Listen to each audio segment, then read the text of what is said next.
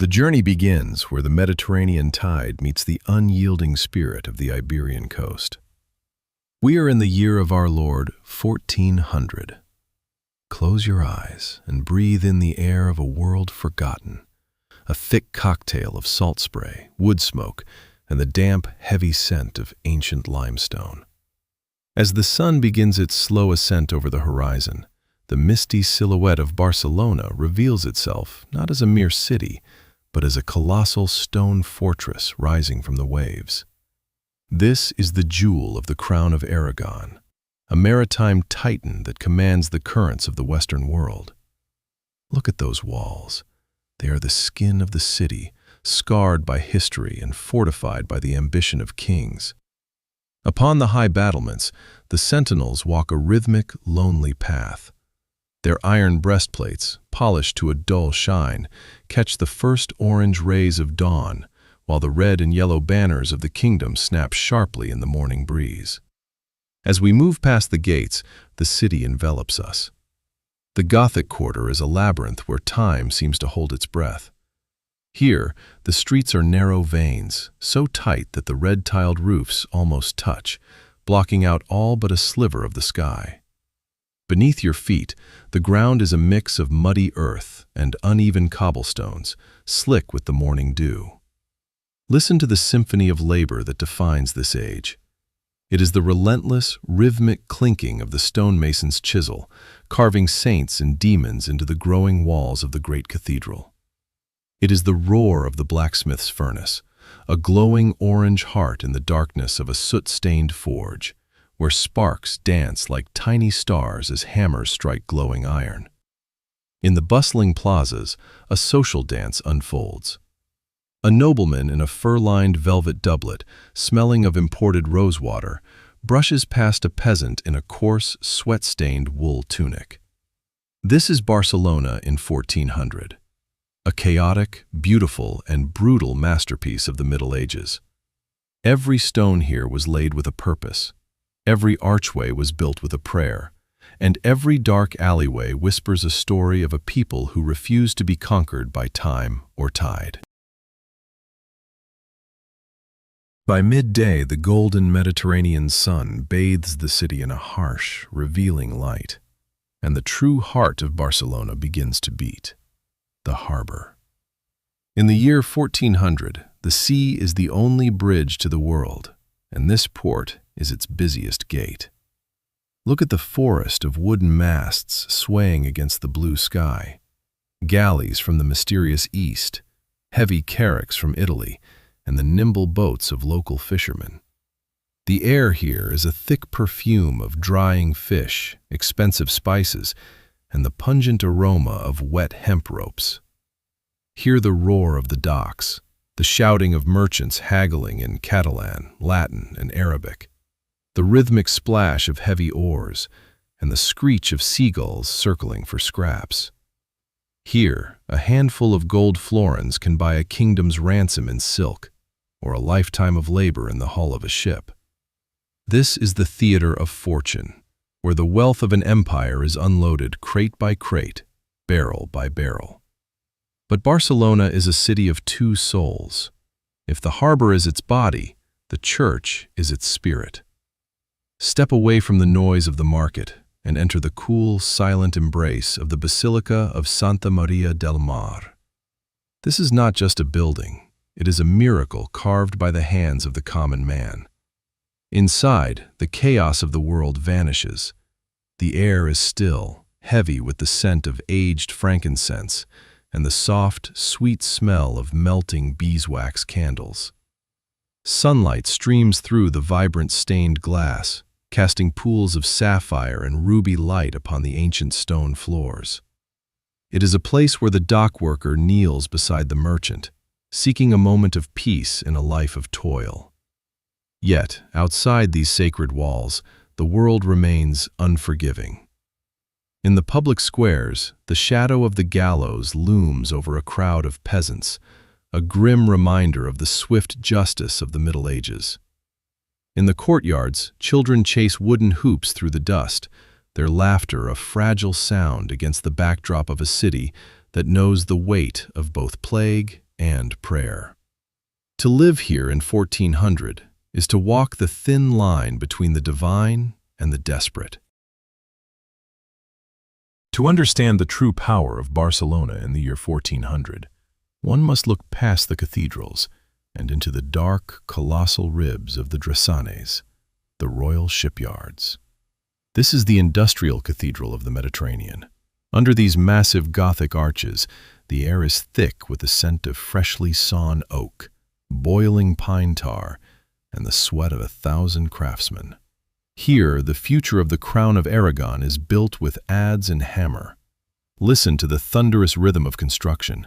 It is a symphony of power, where the wooden skeletons of great galleys rise like leviathans from the dust.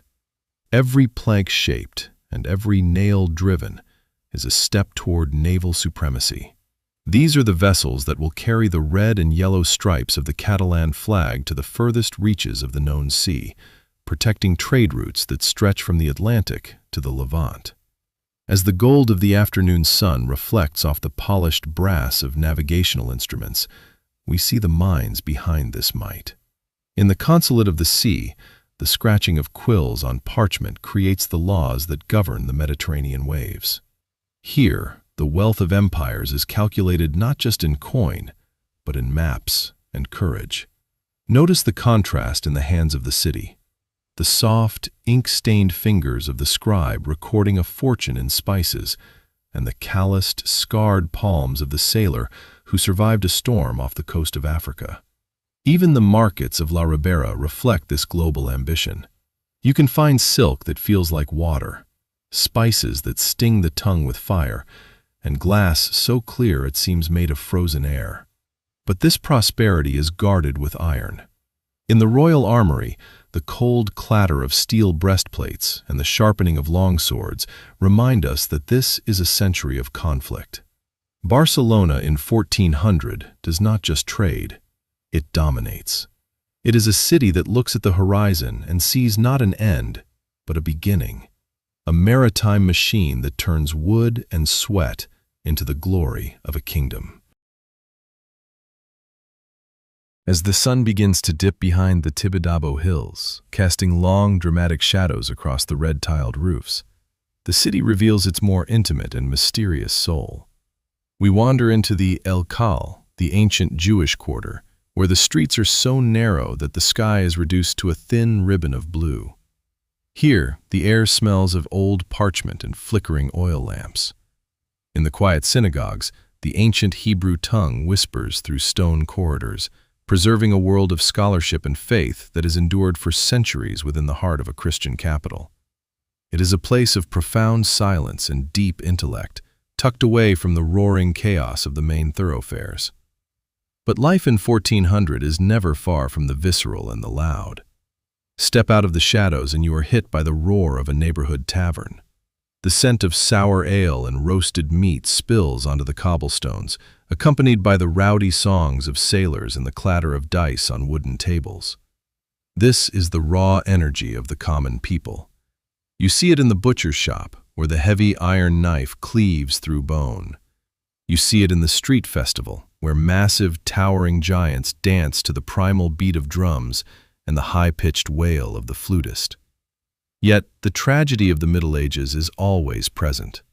A wealthy noblewoman, draped in heavy brocade and gold, is carried through the mud in a litter, her eyes averted from the beggar who cries out for mercy at the church door.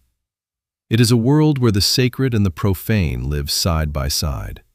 From the steam of the public baths to the smoke of a funeral procession winding its way through the Gothic quarter, Barcelona is a living, breathing mosaic of human experience, a city of extreme light and profound shadow, where every soul, rich or poor, is bound together by the gray, unyielding stones of history.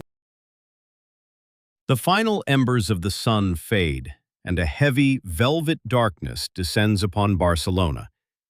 In the year 1400, the night is a powerful, almost living entity.